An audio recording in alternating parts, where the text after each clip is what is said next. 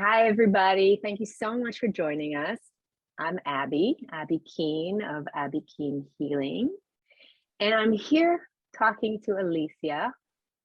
And the reason I wanted to talk to Alicia is that I have this impulse to talk to women about little or big acts of courage in their life. And Alicia is willing to tell us some of her stories. So thank you so much for being courageous enough to show up here and let others see you. What would you like us to know about you before you start? Oh, what to know about me?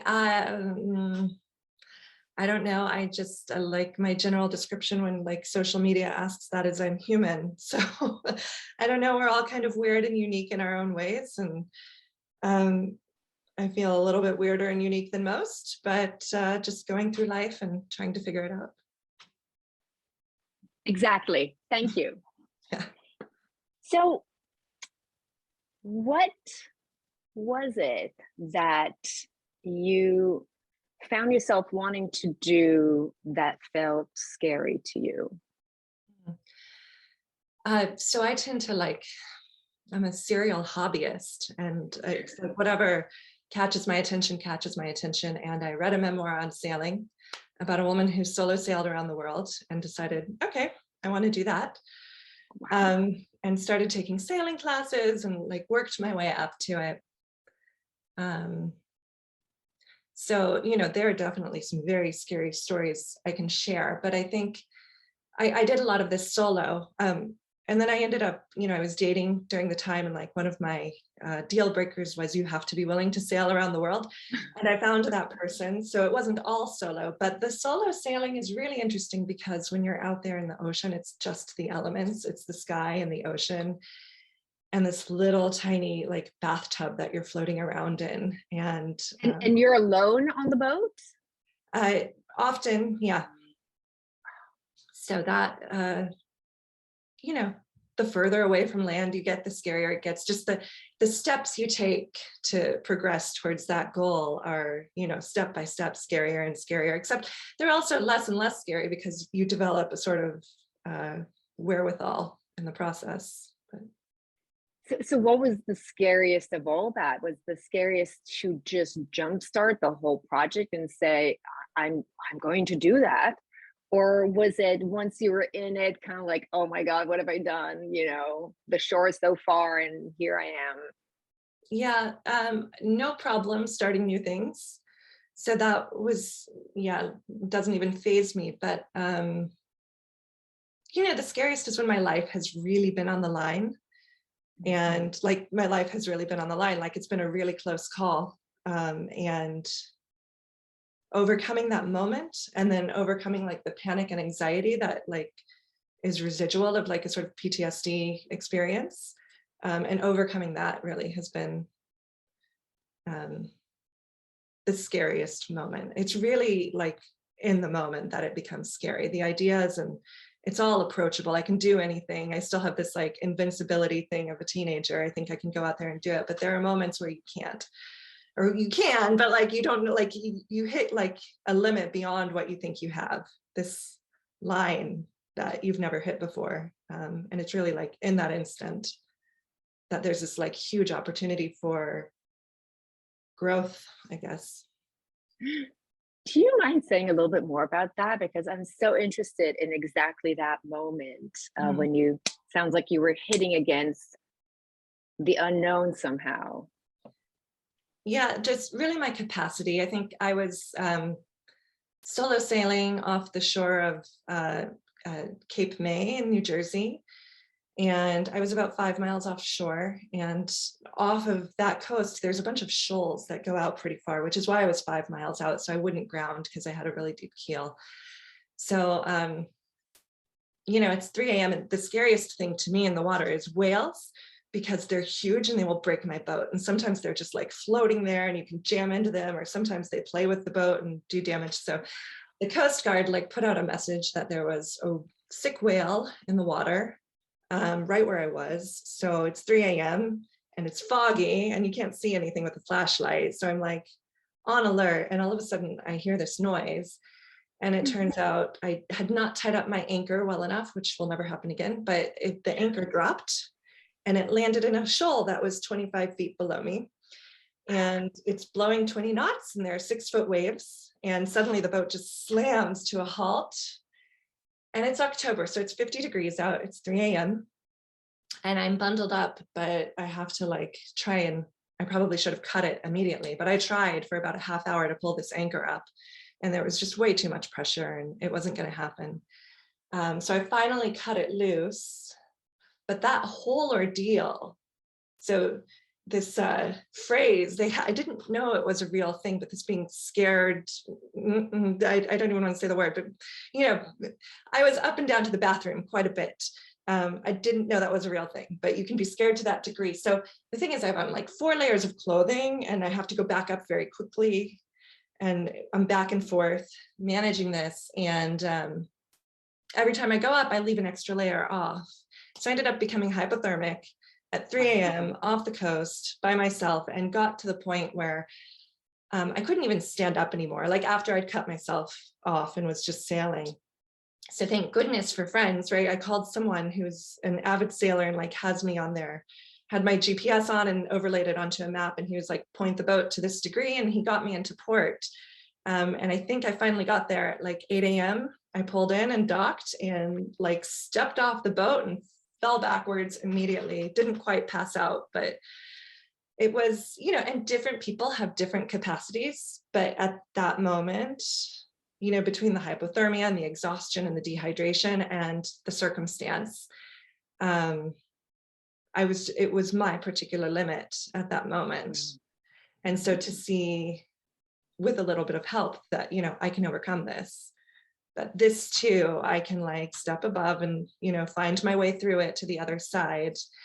I had a week of panic attacks where every time I dropped the anchor, I had to go out and buy a new anchor. Once I got to land, I would stay up all night with my head between my knees, just like breathing through it, because just using the anchor was like, yeah, a scary thing. But even like that was huge too, like overcoming the anxiety so that I could go on and like keep sailing and work my way down the coast.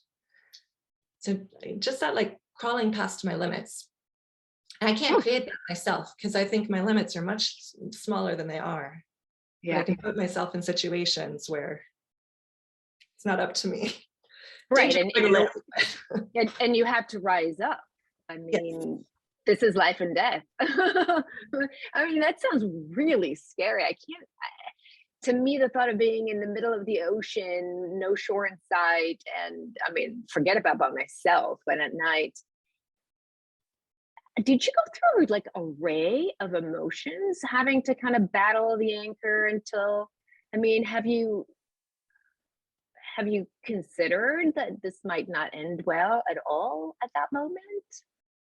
Not in the moment. Like I always, as a kid, thought like I should be an emergency room doctor. Like I love those moments. But I was very afraid, which was a little novel to me. Like I don't usually have that level of fear. But it's really like when it gets that serious, when you're handed that moment, there's nothing to do but respond.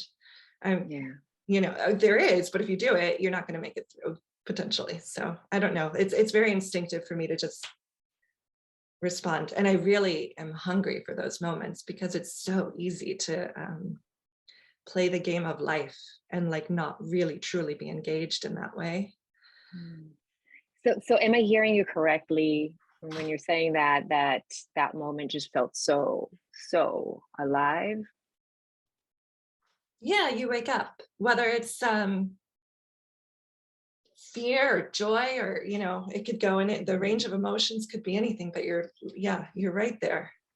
And so how does, not necessarily just this moment, which sounds extremely powerful, that night, but in general, kind of plunging into this unknown of sailing and risks and aloneness, you know, at times, how do you think it affected or influenced your life, or has it?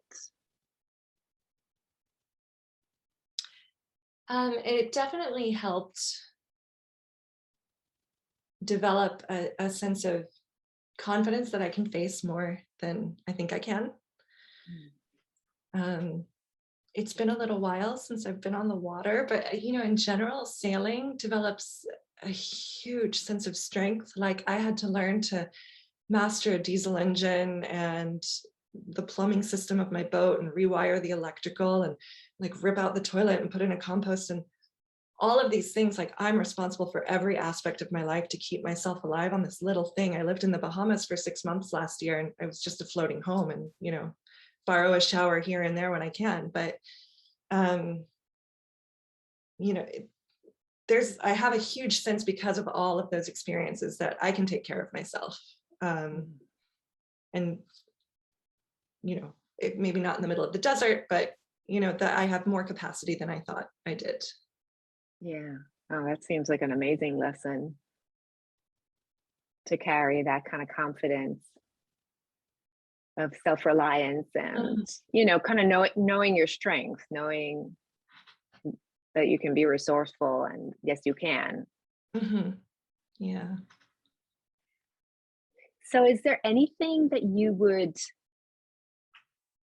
like to, I'm trying to think how to phrase it. Is there anything that you would like, any message, I guess, in the sense that you would like to send out there to other women who are maybe struggling to find courage to do anything? I mean, what you did was really huge and very specific. Like for me, the thought of going sailing on my own is terrifying.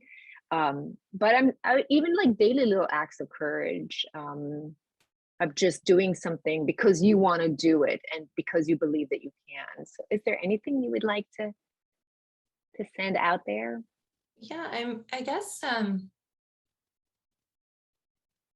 that if you want to do it, like life is short. It's very short. And what are you going to do?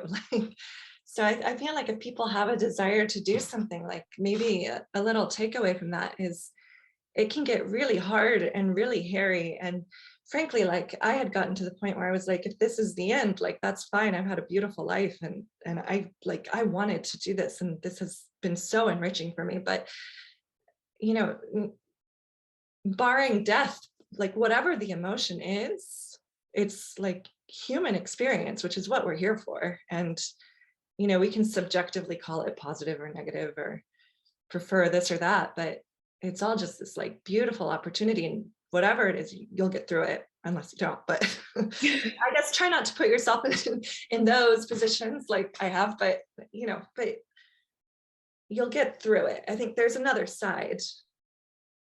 The vast majority of the time, you know, there's severe depression, there's, you know, accidents that can happen, and that can all lead to, you know, maybe somewhere you wouldn't want it to. But if it's this normal sort of fear about like a moment being uncomfortable, like that discomfort, you pass through, and then there's so much more on the other side. Yeah, I know. And it's so hard to kind of see beyond the uncomfortableness of it all. So, plunging in the water at 3 o'clock in the morning, you know, that's a big wow. Is there anything else you'd like to say before we end? Anything else you'd like to share? No, nothing Thank you. particular. No. Okay. Well, thank you so much. That is quite the story. Are you writing a book? I have bits and pieces. I wanted to be a writer since I was a little girl, so I think about it, but I also have poor attention. So it's just a matter of committing and making space for that. Yeah, I thought about it. Yeah. I think it's interesting to do this during a pandemic when we were like landing on shores and like getting news that New York City was shut down, you know, all at once. You know, we hadn't heard anything. So I think there's very interesting perspective there. But yeah, I'll let you know. Yes. So I'm just saying that because I hope you'll share more with us in writing and storytelling. Sure. Thank you so much for sharing this and your wisdom and courage and heart with anybody who might be listening. For sure. Yeah. Thank you for inviting me. Absolutely. Don't go yet. I'm just switching this off. I don't know where. Where did we say that I was switching it off? I don't know how to do those things on my phone. Wait for it. Sorry. No, you're good. I don't know how to, oh, recording.